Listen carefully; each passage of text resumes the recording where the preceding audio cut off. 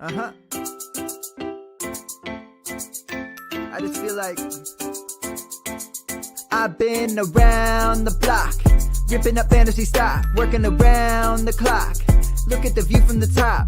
Researching rookies a lot? No, I just be listening to pods. Yeah, one in particular, I'm just a messenger. Let me just pass on the rock. Browning, brunning, pruning, pronouncing ain't what he's doing. What he's doing is not losing, but infusing you with new things. And there's Dennis the Bennett, yeah. The man is a menace, yeah. Building a dynasty, some of the finest things. Promise you won't regret it. Sly as a fox, cultured in pop. Give him his props. Here is a thought, here is a box, and you cannot compare them at all. So don't even try. Careful with the news, but when you use a take, I take up Tony Fire. I mean Dyer, because anyone else is a huge mistake. Whoa, fantasy round table, fantasy round table, yeah. Fantasy round table. Come take a look at the crown, baby. Hey, fantasy round table, fantasy round table, woo. Fantasy round table. Come take a look at the crown, baby. Go.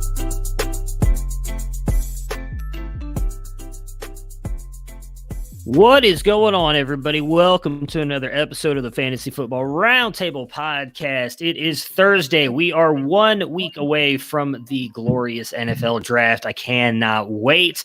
We've got Dennis and Matt here with me today. We're going to have a nice quick episode. We are going to do a 3-round rookie mock draft and see how much our opinions change on some of these players after we find out the landing spots here next week. Dennis, Matt, how you guys doing on this beautiful Thursday? I am having a fantastic day. Got out of the office a little bit today, got on the road, did a little driving. So I got to get out, driving the slush and the snow. It was actually, I thought it was raining, and then when I looked a little closer, it was big old slush flakes coming down. So, it's 30-ish degrees in Ohio. But it was great to get out of the office and get moving around, and came home. The wife made me an omelet and some waffles. I wish I was skinny enough to eat waffles more often. It's going pretty good here. Not too bad of weather, and I get my second shot here in about an hour. So feeling good right now. 12 hours from now might be a little less exciting. Yeah, that's the big one, right? Everybody's worried about that second shot, but if you haven't gotten them, go out there and get it. I don't want to get too political here. I know a lot of people get all upset about that stuff, but it's important for everybody. So, rookie mock time. We're doing a 12-team, 3-round super flex draft, and we will kick it off with Matt, who got the first pick. So, go ahead, Matt. Who are you taking at 101? Yeah. What a coincidence. He randomized them, and he gets the first pick, huh? Yeah. I mean, it's the easy pick, though, right? I mean, that's not a bad place to be. I think it's one or two is fun. We also snaked it going through, so it's not like you got advantage all the time. But Trevor Lawrence, obviously for Superflex, you're going to take a quarterback at 101, and you're going to take the guy who was the number one pick, or who we think is going to be the number one pick. He'll be the number one pick. I don't believe Zach Wilson's going number one. Zach Wilson goes number one, I'm gonna have a heart attack live on air, so that won't be fun for anybody. Dennis, I mean, let's be honest. This is where the draft could get interesting, and there's a lot of talk about Justin Fields, Zach Wilson. There's some people who really love Trey Lance. So where are you going here at 1-2? Well, I'm sticking to my board, and there has been nothing happen in the offseason that has changed why Justin Fields should not be 1B. I mean, he's not 2, he's 1B. He's a tough son of a gun.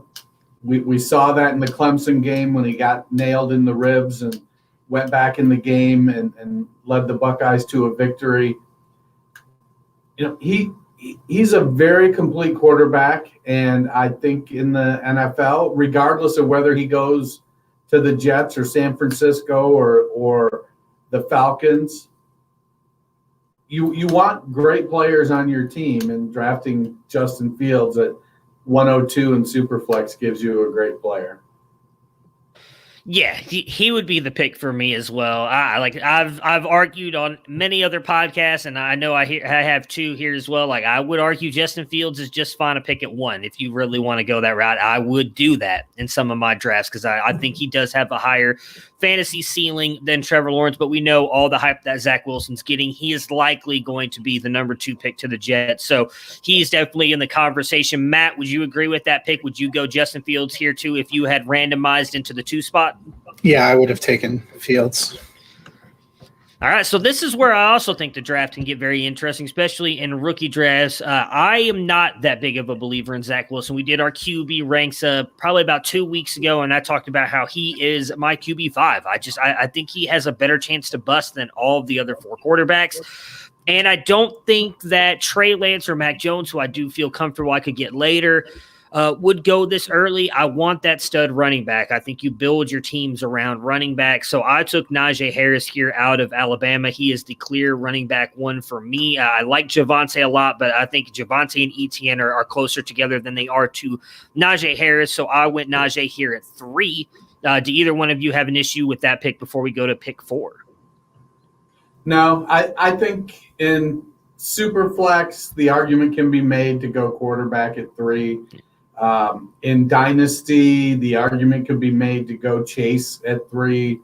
And any of the top 3 running backs, I don't think it comes down to – you can't make the argument that any of the 3 are bad. So at 103, it just is what's your strategy because you've got good options.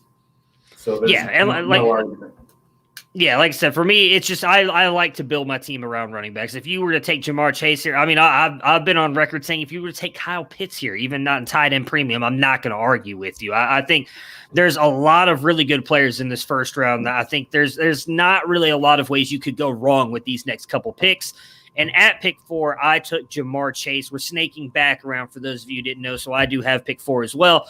And this is where I took Jamar Chase. He's my wide receiver 1. Devonta Smith is right there. You know, Dennis mentioned 1A, 1B for Trevor Lawrence, Justin Fields. That's how I look at those 2 wide receivers. It's Jamar Chase is 1A, Devonta Smith is 1B for me. The only thing that splits them for me is I like Jamar Chase's size a little bit more. I think he's safer. I don't think Devonta Smith is going to bust at all. But I just think Jamar Chase, with all of his intangibles, is a tad bit safer, has a safer floor. So that's why I have Chase just a smidge above Devonta Smith. Matt, if you had the 4 pick, would you have gone Jamar Chase here? Would you have gone a different route? I actually had Pitts listed as I went through and I put 1 to 40 basically when I was going to start this. I think positional advantage, and especially where they're talking about him going. Dennis, any issue there with 1-4? You know, I think this draft is probably one of the stronger first rounds I've been in. So once you get outside of the bulk positions, so there's 3 running backs, there's 4 to 5 quarterbacks, depending on how you decide you're going to slice them up. There is only 1 tight end that's worthy of being up here. And the argument is whether or not Devonta Smith belongs in the same tier as Justin Jefferson. If you want to make that argument, I'm not going to argue against it. Do your thing. I think they're separated by a little bit because of the size advantage Chase has. So I don't have any issues with going Jamar Chase over one of the quarterbacks or running back. All right, well, that puts you on the clock here at 1.5, and who are you taking? So this is one of – I made a couple choices based on the chatter we're hearing about draft, the actual draft. And this is one of them. I went with Travis Etienne. I think probably 7 out of 10 times I'd be more likely to go Javonte Williams here. But when I was going through this, trying to decide, well, what type of influences am I going to have in the draft strategy here? And I thought, you know what, I'm going to take a look at what I perceive the landing spots to be. So there are a lot of people who think no running backs will be drafted in the first round. There are a lot of people who think only Harris will be drafted in the first round. But lately it's been coming on that a lot of people have been saying Travis Etienne will be the only back drafted in the first round. And so based on, I guess, the recency of the chatter around Etienne, I went ahead and went Travis Etienne at 105 over Javonte Williams. All right, Matt, that puts you up for the next two. You've got 1-6 and 1-7. Where are you going at 1-6? So at 1-6, I went with Zach Wilson. In Superflex, a starting quarterback just has more value. It seems like almost certainly he's going to go to the Jets after they traded Darnold. They don't really have anything behind him unless you're a big proponent of them signing Brian Hoyer. So probably a lot of value there. And then I went with Pitts at 1-7. As I said, a kind of positional scarcity to and what the potential he has to produce at a position that is often tough for fantasy owners. Yeah, I mean, I said earlier, I'd go Pitts as early as 1-3. I think, everybody keeps talking about how he's a unicorn, and I do believe that. I've been on record saying I think he has the best rookie season for a tight end. So I hope that he goes to a really good – yes, go ahead. So, Fox, if you didn't have the two back-to-back picks, would you have went Pitts over Wilson at 106? I guess that sort of depends on your roster, but if you're asking me, if I look back to how I had them set down, I did have Pitts over Wilson. So interesting. Hey, I'm not going to argue. I have Wilson as my lowest quarterback. So well, and I agree with you. There's potential for him not to be good. I'm still not entirely sold on the Jets. That would probably be one of the reasons that I have Etienne lower than where Dennis took him, because I think there's a very good chance. It seems like the rumblings are he gets drafted by the Jets, and I'm not ready to go all in that that's a great spot yet. Yeah. Oh, no, I hear you on that. But yeah, I think, everybody keeps comparing him to a unicorn. I do think that's fitting. But Zach Wilson is the third QB off the board here. Dennis, would he be your third QB if you were in this spot, or would you have gone Lance or Jones? I think I'm going Lance over Wilson. All right. Yeah, I agree with you. And that puts you up at 1-8. So where are you going at 1-8, Dennis? Well, I've had a pretty good draft so far. I've got Justin Fields. I've got Travis Etienne. There is some separation. Javonte Williams is probably closer to Etienne and Harris. Many have Williams as the best back in the class. And I don't find a lot of arguments against that. I think Williams is going to be really good. But as time has gone on, I've started to be able to put to rest the whole BMI argument against Devontae Smith. I mean, literally, that's the only argument that people have is, man, he weighs 165 pounds. Yeah, he does. It is what it is. No, I don't expect him to go to the NFL and put on 25 pounds. He's probably going to play his entire NFL career in the 170s, however long it may be. He will, however, be good. And if he goes somewhere where they can use him adequately, I don't think he's a guy you send in the middle a lot where he's going to get hammered by linebackers and safeties play after play after play. Help put him in space. He makes plenty of his own space, but help put him in space as well. I went ahead and went Devontae Smith at 108. You're muted. Sorry, I was trying to look at some players I have on the board here. So, he's my 1B. So I have no argument there. Matt, any issues with him going Devonta Smith here? No, I think, as we talked about before, the Smith, Waddle, Bateman. For me, it's probably going to depend on where they end up landing, but I think that's a great pick. All right, so that puts me up at 1-9 and 110. And at 1-9, we talked about it a little bit earlier. When Matt went Zach Wilson, I would have gone Trey Lance, and that's who I took here. I think he's got incredible upside. Unfortunately, you're likely waiting at least a year. I don't think he's quite NFL ready, but he has the potential to be a really good quarterback. So I'm taking Trey Lance here at 9, and then at 110. Who else wasn't ready? Who's that? Dak Prescott. He was a 4th-round pick. There was a lot of – I think he did have some off-field stuff that pushed him down some. He wasn't going to go as high, I think, as Lance is by any stretch. Yeah. But he came in and did it from not necessarily an NFL get players ready kind of school. So I feel like there may be a little bit of Dak Prescott here, and he could surprise and come in and be the guy from day one. I mean, I wouldn't hate it. I think he's very good. The difference, I think, with those two is Dak was still a starter, though, at Mississippi State for multiple years, where we haven't – Trey Lance hasn't been given the opportunity because of COVID last year, and he hasn't really thrown a ball. Because practice, I mean, you can throw the ball in practice all you want, but everybody always says it's those live game reps that really matter, and he hasn't gotten that. And that's the one thing that scares me is how much and how ready is he going into the NFL. I wouldn't say that he can't be. If he ends up with the right team, with a good offensive coordinator that's going to help him early on and kind of slowly work him into things, kind of like they did with Dak. It wasn't all on Dak with the Cowboys. They leaned heavily on Zeke, and then they started working Dak more and more, and we've seen his progression over the past couple of years. He's become a really good quarterback, and I actually think that could work out really well for Trey Lance. But you're also talking about him going, at least I think, likely not falling out of the top 10. And with that being said, I don't know of a ton of landing spots I trust him going in those top 10 for those offenses to do that for him. So that part worries me a little bit. But then at 10, I went Javonte Williams. He's my running back too.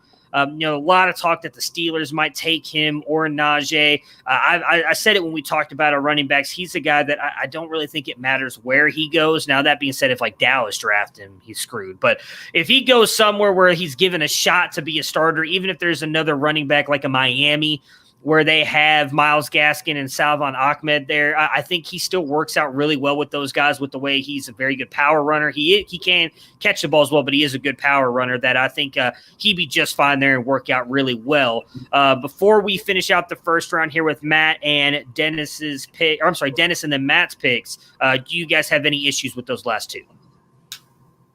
Not one bit. Matt, any thoughts? All right. Well, that makes sense to me. I have him as RB2 also. And, super flex, I think we're going to see likely 5 quarterbacks go in the first round of the NFL draft and likely 5 quarterbacks go in the first round of rookie drafts. All right. Dennis, that puts you up here with your last pick in the first round.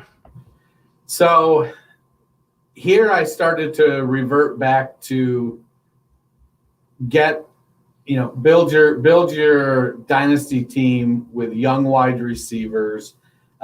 In the second round, maybe you go and start to stockpile running backs because you just don't know for sure who might hit. So I ended up going with Jalen Waddle. I feel like he's better than Henry Ruggs. Maybe some similarity to their game. Waddle's fast. Waddle can do a lot of things on the field. So getting Jalen Waddle at the 111, I think, is a bit of a steal.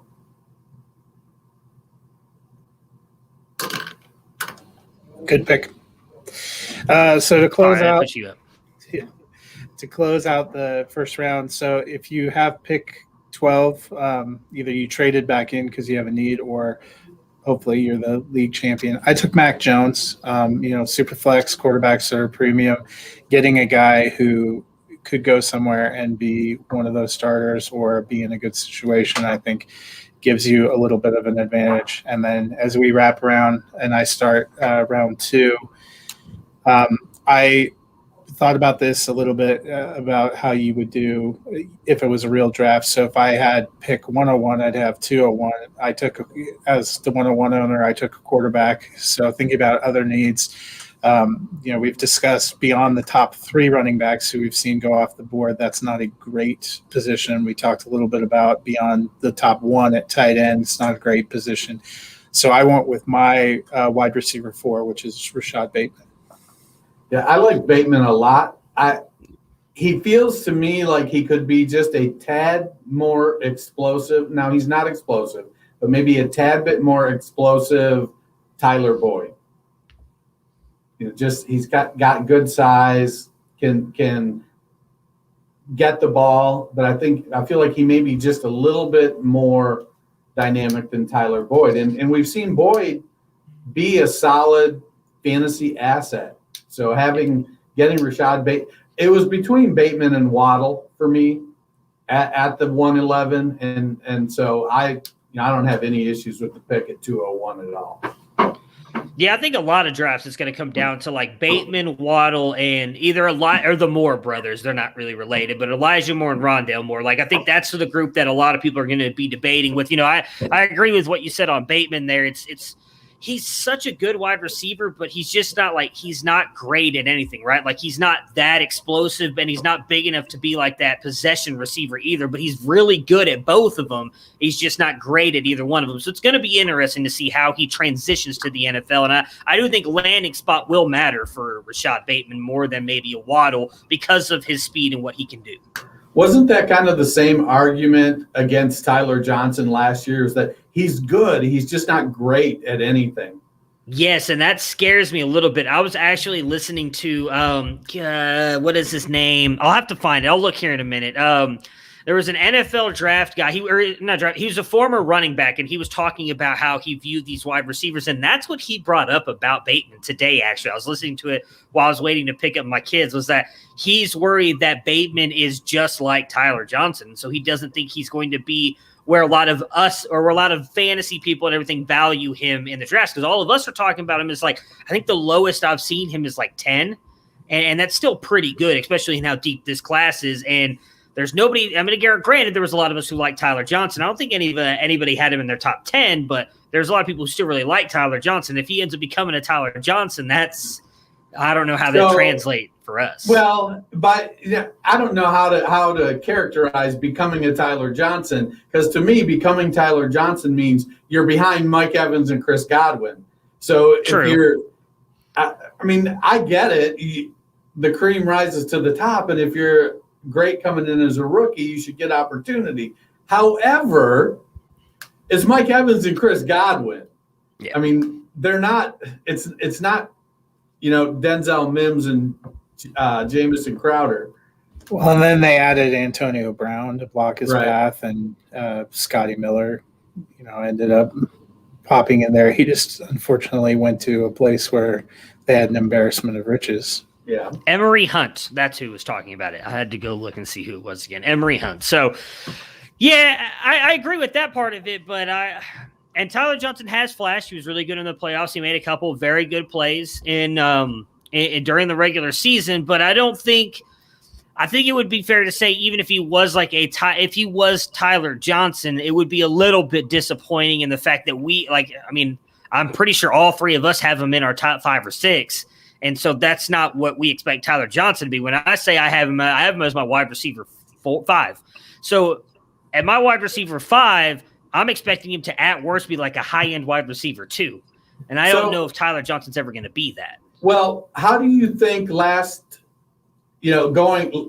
between the 19 season and the 20 draft, Tyler Johnson made some really terrible decisions? Yes. Not going to the Senior Bowl, not working out. Just Tyler Johnson made some piss poor decisions. Whether going back and taking advantage of the opportunities and showing what he could do would have helped him have better draft capital, we're never going to know. Yeah. But he did shoot himself in the foot about 3 times in that offseason process. That is true. And I don't think, because what did he go, 4th or 5th round to the Bucks? It was late. Maybe. I do think if he would have gone and participated, I think part of it was probably, I think he should have gone. I think it was the East-West Shrine game where he was invited and said he was going to go, and then at the last minute pulled out. I know he wasn't invited to the Senior Bowl because there was some quote-unquote off-field issues with him or something. So if he would have gone, I think he probably could have increased his draft value some. I don't know how much, but I like both those picks, especially the Mac Jones pick. Again, I really think Mac Jones is going to be really good. I've talked about he has to be a chance to be a Kirk Cousins, and I know a lot of people look at that negatively, but Kirk Cousins is a very good QB2 like every single year. And if you're getting a QB2, especially in super flex formats at your last pick in the first round, that's really good value because that not everybody has Aaron Rodgers had a really good year this year. Not everybody has a Patrick Mahomes and Josh Allen as their top two quarterbacks in a super flex league. You've got to have some of those second tier quarterbacks, and getting a guy like Mac Jones young in his career, I think is a really great move there at 112. So that puts Dennis, you up at 2-2. Who are you going here at 2-2? Well, one of the fast risers in this class at wide receiver has been Elijah Moore. He's not a terribly big guy, but he seems to do all of the route stuff. He's dynamic as far as change of direction and has really good speed. He didn't get a ton of, I think he was at Mississippi. Was Kellen Mond his quarterback there? No, that was Matt Corral. He was at Ole Miss. Oh. Yeah, Mond's at Texas A&M. Oh, that's right. That maroon uniform got me. So I like Elijah Moore could be the riser in this class that comes out of the second round of rookie drafts with early day 2 draft capital or possibly even day 1 draft capital and surprises by stepping up and taking a job if he goes to the right spot. Yeah, I mean, he's the guy that a lot of people are rumoring is going to get drafted somewhere in the back end of the first to a team that really wants a slot wide receiver. I think for me personally, Rondale Moore is a tad bit better as a slot wide receiver, but he has the injury issues that we know Elijah Moore really doesn't. So I don't think this is a bad pick at all. I expect Elijah Moore to go somewhere, especially if it's not a super flex draft. I would not be surprised if he's not drafted at the end of the first round. But this is definitely the range I would take him as well. Seems to be, I think he's going to be a really good player. Matt, that puts you up on the clock. Is that correct, or is it? It's you. Me up, and then so at 2-3, I'm taking Rondale Moore, who I have as my wide receiver 4, and I do expect him to fall. There's a lot of talk about his size. He definitely has the injury issues, so I do think you're taking a little bit of a shot taking him at this point, but with his upside, I think it's just massive, and if he ends up with the right team, I keep praying and hoping he's going to end up going to like the Packers or a team that's going to use him the right way, a team that needs a slot wide receiver. I think he's going to be dynamic, and to get him here at 2-3, I love. And then at 2-4, I wanted to make sure I got some running backs, and I think that tier really drops off after those top 3. We talked about it on the running back show. Like I have Kenneth Gainwell's my RB5, but there's not much in between those 4 to 8 guys for me. Those next 4 guys are really close. Trey Sermon's in that group, Michael Carter. I really like Khalil Herbert. It's still in that group as well. Kenneth Gainwell, I think, has the safest floor for me out of all those guys because of what he can do in the receiving game. I know he's not quite the dynamic runner that like a Trey Sermon is, or at least not a power runner, but he's good enough runner. And I think what he has and brings to an NFL team with his receiving ability makes him have a safe floor, especially if he lands on a team that knows how to use him the correct way. So those are the 2 picks I went. Before we go to Dennis at 2-5, any thoughts about those last 2 picks? I like Rondale Moore, but I just can't shake the feeling that he's going to be a really good NFL player and a super disappointing fantasy player. He feels to me like he's going to be a first couple years of Curtis Samuel, where you see these flashes, you see him do some things, and then you don't see it again for 6 weeks or 8 weeks. And they don't game plan. The offense doesn't game plan for him, and he ends up with I can see 3 years from now you're sitting around going, just give me prime Jamison Crowder numbers out of the slot. If you can give me wide receiver 3 numbers out of the slot, please justify me taking you where I did 3 years ago. I could be way wrong. He is dynamic. He is athletic, but that's my thing I can't shake. I agree with you 100%. He's the one guy I've said in my top wide receivers landing spot will change my opinion on him very quickly because he's got to go to the right offense. Well, and I think too, when you're looking at where these spots would be, the top of a round, probably teams that weren't great, you want to take some swings that are going to help you get better. And I think both these players have some potential upside, and it's going to make sense, for teams in that spot to make that move. And there was one player that I had I back and forth with on my 2-4 pick, and it is Trey Sermon. And Dennis, who are you going at 2-5? I am going the aforementioned Trey Sermon. Sermon drops for me some because of his injury history, but he's a good all-around back. He's not a long speed guy. He isn't going to get you. He's not going to break off an 85-yarder. He'll break off a 50-yarder. But if he has to go 25 more yards, he's getting caught from behind. He's got good power. He's a good receiver. So long as he can get the pass protection going, I think he's going to be a good fantasy asset. For me, if the Steelers decide to wait on a running back, I feel like in round 3, Sermon is the kind of back that they would draft and bring in, and he takes the starting job right from the get-go. The question then is, can he stay healthy, or is he just another James Conner? So I like Sermon, but he drops for me because of concerns about his health. Yeah, I think that's a decent pick and a good upside pick, especially where it's landing. Yeah, like I said, he was the one that I was debating back and forth between, and he's someone where if he goes, like, say, the Steelers decide to go offensive line in the first round to shore that up, and then they take a Trey Sermon late second, I mean, I might move him up past Travis Etienne, especially if Etienne goes to the Jets, because I think Sermon fits that Steeler offense perfectly with what they asked for running back. He's one of those guys I've talked about. I don't care about that breakaway speed. If you're giving him the ball and he's getting you 3 or 4 yards every carry, he's going to compile those fantasy points for you, and that's all I care about. Matt, that puts you up here at 2-6, right? Are we already at 2-6? 2-6 and 2-7. So these are probably teams that are in the middle of the pack in their league.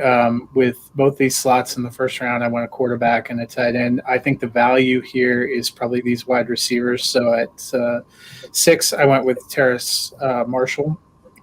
I've seen a ton of mock drafts that have him going to Baltimore. May not be the greatest, but probably gives him a chance to be on the field and get targets, which is what you're looking for. And then I went with Amon-Ra St. Brown, who's a receiver prospect that I like in this range.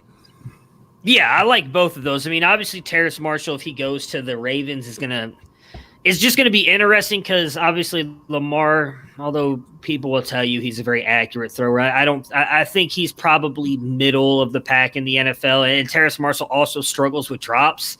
So I'm a little bit worried if Lamar doesn't hit him perfectly and he drops the ball, that might hurt him a little bit. But I love Amon-Ra St. Brown. I think he's a guy who's kind of getting overlooked in this class. He's a very good all-around wide receiver, and I think especially if he lands in a good offense, should be a guy that could rise up the boards here for a lot of people. Dennis, that puts you up at 208. You have any thoughts on 6 and 7 before you give us who you went at 208? No, I think they would have been my next ranked players, especially at wide receiver. At this point, I'm starting to play a little bit of chicken. Initially, my thought was take Freiermuth, and then I was like, no, I'm this thing where we're picking every third pick. It's like I'm like, man, I'm gonna wait one more shot. I'm gonna take one more chance and see if Freiermuth drops to me. And here's another pick where I was looking at current NFL buzz. So in the fantasy world, we're not high on Kadarius Toney. By and large, fantasy analysts are going, I just don't see it. But NFL draft analysts keep mocking Kadarius Toney into the first round. And so I'm like, you know what? I'm going to play the draft capital game here and I'm going to go with Kadarius Toney out of Florida. If he gets first-round draft capital and I'm getting him at 208, that feels like stealing. Yeah, he's the one. It's just hard to. I think a lot of people are negative on him because of the fact he did nothing until this year, right? Like he really kind of broke out that senior year with Kyle Trask. Florida had that amazing offense, and they're a little bit worried about him. But we've seen in the past that the NFL has been higher on some of these wide receivers than we are. They've worked out. Sometimes they haven't, and vice versa. We've been really high on these wide receivers. The NFL thinks are horrible, and then they don't work out at all either. Sometimes it does. So it's a very interesting kind of back and forth there. What makes Kadarius Toney very interesting is you have a lot of people say draft capital matters, and everybody's talking about him getting really good draft capital. So if he gets drafted at the end of the first round, you're getting a wide receiver at the end of the first round, the NFL draft here at 208. That's pretty good. My comp to Kadarius Toney has been Henry Ruggs from last year's draft. Like, I think what you said about Rondale Moore is kind of what my thoughts are on Kadarius Toney. I think he's going to be a really good NFL wide receiver. I'm not sure what he's going to be for fantasy. I think there's a great field stretcher, is going to do a lot of things for the NFL side, but maybe not be that fantasy guy that we hope he could. Well, I guess no fantasy analysts are really hoping, because not that many guys are high on him, but maybe that the NFL thinks that he'll be. So that puts me up at 9 and 10. And with my earlier pick in the first round here at 9, I went Trey Lance. So I knew I didn't really have to reach for quarterback. There's a couple running backs here in this area that I was thinking about with Michael Carter and Jamar Jefferson, but I still really like Tylan Wallace. He's very, very high on my board. So I went ahead and went Tylan Wallace here at Oklahoma State. Very good. He plays above his size. When you watch him play, you think he's a 6'3", 6'4" guy. He's only 6 foot. Incredible catch radius, really good at contested catches. And I think he's a really good route runner as well. So Tylan Wallace here for me. And then at 210, I'd gone Javonte Williams. Not early enough here, I think, for me to go quarterback, because I really think those top 5 guys are really the only ones for me. And running backs were an issue here too. But with tight ends, it's getting close to that area where tight ends were a bit going to fall off the board, in my opinion. So I went Pat Freiermuth here because I didn't think he would fall much further. So I went ahead and grabbed him. Dennis, that puts you up here at 11. What are your thoughts about those last 2 picks? Well, Freiermuth would not have fallen past 211. That's for sure. You just broke Dennis's heart, is what he's telling you. So I want to be in on Tylan Wallace. I do. Again, he's one of those guys that I have something in my head that I just can't shake, and I don't know whether or not it's really relevant. So, he tore his ACL, and I guess his twin brother tore his ACL 3 times. Yeah. So, there are genetics that come into play. Like, my dog tore up his knee, and when we spent the money to get it repaired, the doctor basically said, I'll see you somewhere in the next 12 to 36 months when we have to fix the other one. And so literally 11 months later, the other knee went. So there is some concern for me that he's going to end up tearing that other ACL. He doesn't, I don't think he doesn't win with speed. He is a good route runner, and he's not big, but he does play tough. So I don't hate the Wallace pick, and I could see a lot of situations where if I went, running back early and wide receiver early, or if I got a lot of second round picks and I'm taking some shots, I could see taking some shots on Tylan Wallace. I don't hate the value at all. All right, well, that puts you up here at 211. Who are you taking? So at 211, I went ahead and dipped back into the running back pool with Michael Carter. I think he caught 50. No, that was Gainwell that caught 51 passes last year. Yeah. Carter did catch a bunch of passes. He actually outrushed Javonte Williams last season, but Williams tripled him up on the touchdowns. They both were good pass catchers. I like Carter. He's not big, but he is stocky. He's sturdy. I saw something the other day. It might have been something from Kent Lee Platt at the RAS score. No, because he doesn't use BMI. There's some Michael Carter and Najee Harris have the same BMI. Just one is just a big dude and one is not. So I went ahead and took the shot on Michael Carter, 211. I think the value is great there. He may, running backs, he could end up being a 0 RB running back darling. Good pass catcher that's going to get you, 45, 50 passes and 350 yards rushing in a season and be a flex guy. Or he could end up stepping in a couple of years and being the guy. So Michael Carter caught 25 passes this year, 80 over his college career, which is a lot. Not a lot of running backs even get upwards of 30 in their entire career. So 80 catches in your entire college career is quite a lot of catches. Matt, that puts you up here to round out the second round at 212. Who are you taking? Yeah, kind of the same thought and idea going for value, looking at running backs. I went with Jamar Jefferson, a guy I know both you and I like. Is that the Fist of Fury, or are you happy? It is. I was really hoping that he would fall into the third round.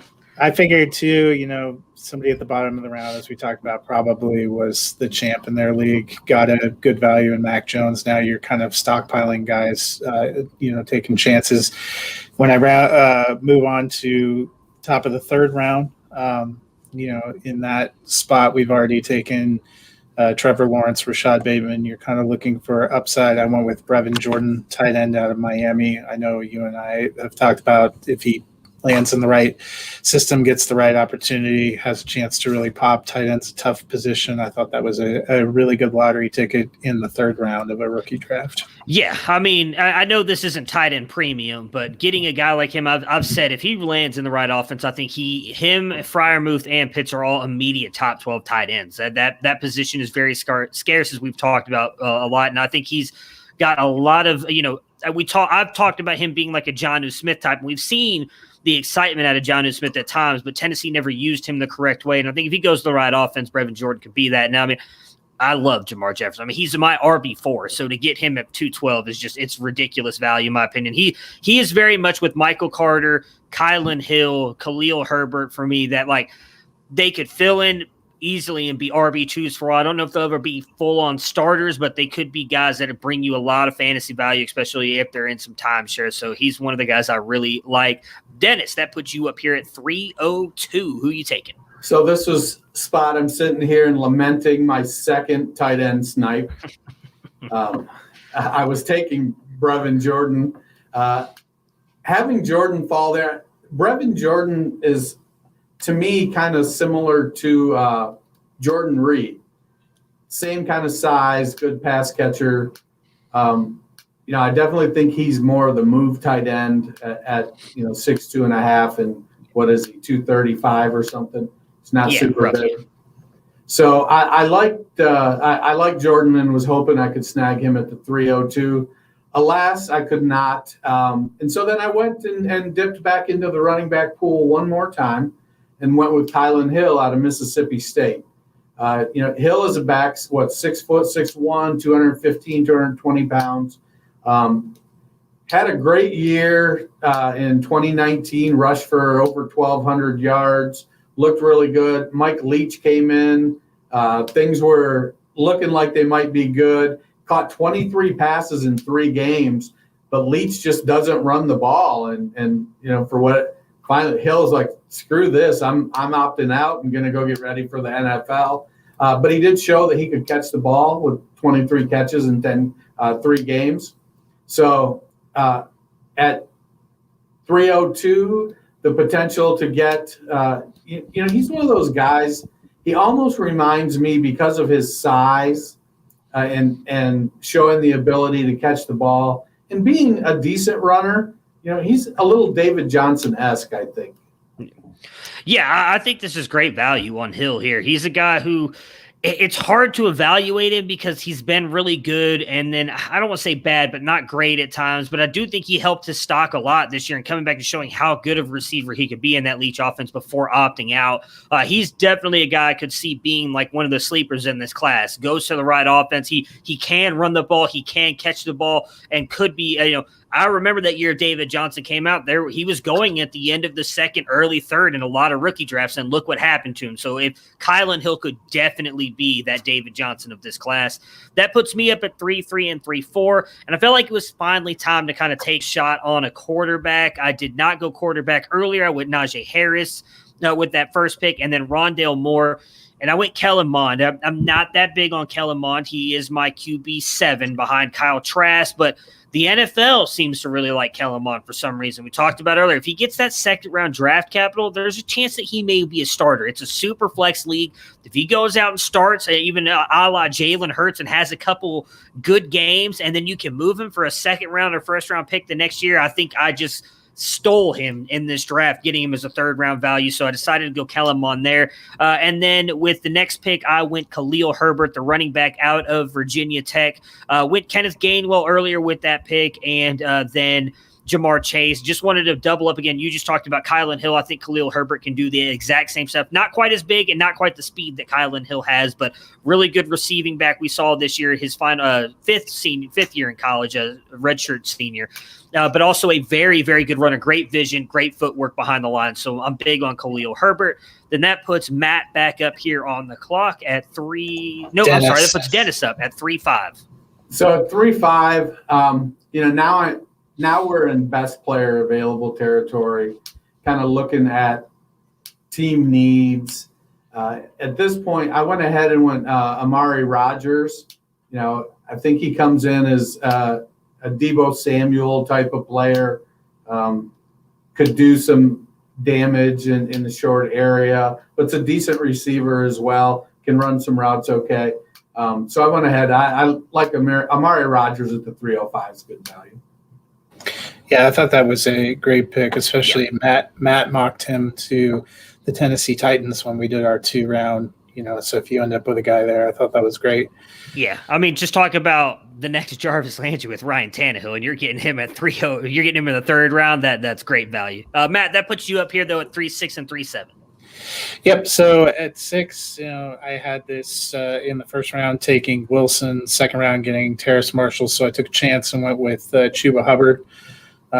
Take a shot on a running back. You're kind of in that upside range here. And then at 307, that position, we had them getting Kyle Pitts and then going with a wide receiver with St. Brown. So I figured Superflex, time to grab a lottery ticket QB. So I went with future Chicago Bear, Kyle Trask. Yeah. Again, I like Kyle Trask, so we'll see what happens with him. I don't love the landing spot Chicago, but it's a great pick. Again, if he gets any kind of value in a Superflex league, you'll be good to go there. And Chuba Hubbard was a former Heisman front runner for a while. He's got a lot of speed, right offense. A guy that I really respect, and Ray Garvin, he really thinks that he should go to Carolina to back up Christian McCaffrey. And if he goes there, I think he could produce for you a little bit. So that puts Dennis here with one of his last 2 picks at 308. So at 308, now we're in the territory of if they get a shot, who might produce. And while I am notoriously team big wide receiver, I went ahead and went Nico Collins out of Michigan. He's like 6'4", 215. Played with terrible quarterbacks at the University of Michigan. And, we saw Donovan Peoples-Jones flash a little bit last year, look good. I think Nico Collins could be in for that same kind of ascension if he lands in a spot with a good quarterback. Probably a late day 2, maybe an early day 3 pick. So he's going to go in. He's going to, probably win a spot as a wide receiver 4 or 5 on a team. Give him a year to work his way up, and I think Nico Collins could surprise. Yeah, he could be a very good wide receiver. We have a bad taste in our mouth, I think, because of, as you mentioned, Shea Patterson being his quarterback for a couple of years and then him opting out. But there's a lot of NFL people I've heard who really like him, and a lot of people talking him up. So that could be another steal here late. That gives me my last two picks at 3-9 and 3-10. At 3-9, I went Shi Smith out of South Carolina. A little bit smaller guy, 5'10", 190, but good speed, really good hands. He's a guy that I've heard recently a lot of people talking about could get some decent draft capital. And at that point, I just want to grab him. Had really good years in college. Kind of you could say the same thing there about him with Nico Collins. He did not have great quarterback play, but was still able to produce and produced alongside Brian Edwards as well while Brian Edwards was there. And he's a guy that a lot of us liked coming out last year. And then my next pick, Tamorrion Terry. He's big, got the speed. Like, if he puts it all together, he could be a very, very good NFL wide receiver. 6'4", 210. I don't remember what his 40 was, but it was very good. He's just got the off-field issues that worry me. But getting him here at 310, I think that's a great spot. He's got all the upside in the world. Yeah, I think, Terry is in danger of being the next Dorial Green Beckham. Very possible. Very possible. Hey, in round 3, I don't, I think it's fair to take that shot here in round 3. Because I don't think we're not going to round 4. I'm not sad so for you. I'm thinking of his mother who just heard this. We're sorry, Mrs. Terry. We're sorry. But all right, that puts Dennis up with his last pick here at 5. I'm sorry, 5. We're not in the 5th round. 3-11. So at 3-11, I'm down on this quarterback class. I don't know that I'm going to draft, even in a lottery ticket scenario, anybody outside of the top 5. I mean, I've got 20 teams. I'm sure I'm going to end up with at least one of these shithole quarterbacks at the end of the draft. But at this point, with it only being a 3-round draft, I went with my guy at 3-11, and I went Frank Darby out of Arizona State, wide receiver, 6 foot, 200 pounds. He's strong. He's put together. He looks like a little tiny DK Metcalf. So, I went and, there's a lot of talk about he could potentially be better than Ayuk. I don't know if that's real or not, but we'll see what happens. And at 3-11, you're throwing darts. So what I hear you saying is we need to get you an I Heart Jamie Newman t-shirt for draft season. So with the last pick, 312, I took another kind of lottery ticket upside shot. John Lobb talked about Elijah Mitchell when he was on. I thought this was a good spot to just throw it out there and see what happens. Yeah, I can see grabbing plenty of shares of him in the 4th, 5th round. Yeah, after that pro day, a lot of people are very excited about him, and he's got speed. He's got very good all-around game, so he could be a really good grab here late. So we talked about at the beginning. We were going to try and make this a quick episode as all 3 of us have somewhere to be. I'm going to recap the draft really quick, and then we will head out of here. So Trevor Lawrence at 1, Justin Fields at 2, Najee Harris at 3, Jamar Chase at 4, Travis Etienne at 5, Zach Wilson at 6, Kyle Pitts at 7, Devonta Smith at 8, Trey Lance at 9, Javonte Williams at 10, Jalen Waddle at 11, and Mac Jones at 12 to round out the first round. In the second round, Rashad Bateman at 1, Elijah Moore at 2, Rondale Moore at 3, Kenneth Gainwell at 4, Trey Sermon at 5, Terrace Marshall at 6, Amon-Ra St. Brown at 7, Kadarius Toney at 8, Tylan Wallace at 9, Pat Freiermuth at 10, Michael Carter at 11, and then Jamar Jefferson to round out the second round. Third round started with Brevin Jordan at 1, Kylan Hill at 2, Kellen Mond at 3, Khalil Herbert at 4, Amari Rogers at 5, Chuba Hubbard at 6, Kyle Trask at 7, Nico Collins at 8, Shi Smith at 9, Tamorrion Terry at 10, Frank Darby at 11, and Elijah Mitchell at 12. We will be live next week on Monday and Thursday. Thursday will probably be another short show. We're going to do some draft prop bets and everything, getting everybody ready for the draft. And then after the draft, we'll come back and we'll recap how everything went, obviously, and we'll do another mock draft and see how some of these players may have shifted for us. Everybody enjoy your weekends, and we will see you guys again